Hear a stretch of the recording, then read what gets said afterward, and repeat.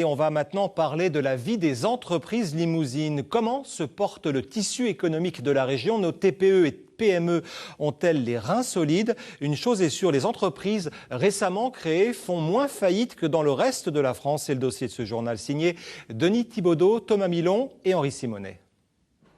Entreprise, ton univers impitoyable. Malgré la multiplication des dispositifs d'aide de toutes sortes, notamment à l'échelle des régions, une entreprise sur deux disparaît au bout de 5 ans. Un constat qui vaut aussi pour le Limousin, même si le taux de survie y est un peu plus favorable qu'ailleurs. En Limousin, la création d'entreprise a 2 caractéristiques. Premièrement, il se crée en moyenne moins d'entreprises en Limousin que dans le reste de la France, mais les entreprises qui se créent ont un taux de survie à 3 ans qui est nettement supérieur à la moyenne nationale. Comment remédier à cette disparité plutôt inquiétante pour l'activité économique de la région?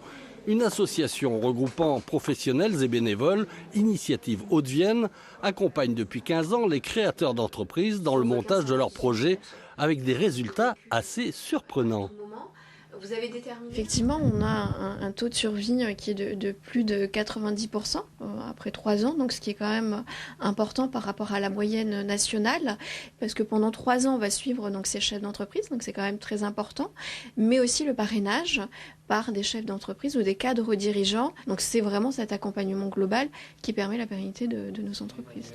Les candidats retenus passent ensuite devant le comité d'agrément qui valide ou non leur projet avec l'attribution de prêts financiers sans intérêt à la clé.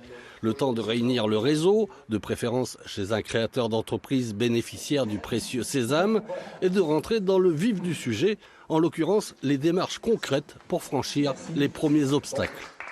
Quand on devient chef d'entreprise ou entrepreneur, il faudrait être capable de faire tous les métiers en même temps. Et on peut avoir des compétences sur certains domaines, mais pas sur tous les domaines. Et c'est ça qui est intéressant dans cette démarche avec cette association, c'est de pouvoir avoir des professionnels qui vous apportent un peu les lacunes que vous pourriez avoir sur tel ou tel autre sujet.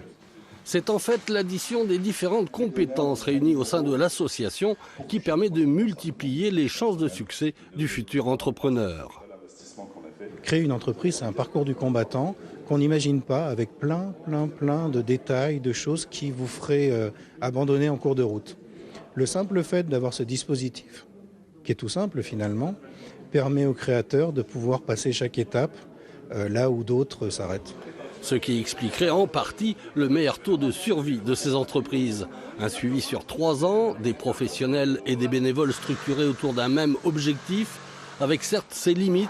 En 15 ans, l'association a permis la création de 2400 emplois, un quota relativement modeste à l'échelle régionale, mais au final un bilan suffisamment solide pour susciter des vocations d'entrepreneurs particulièrement précieuses en ces périodes de crise.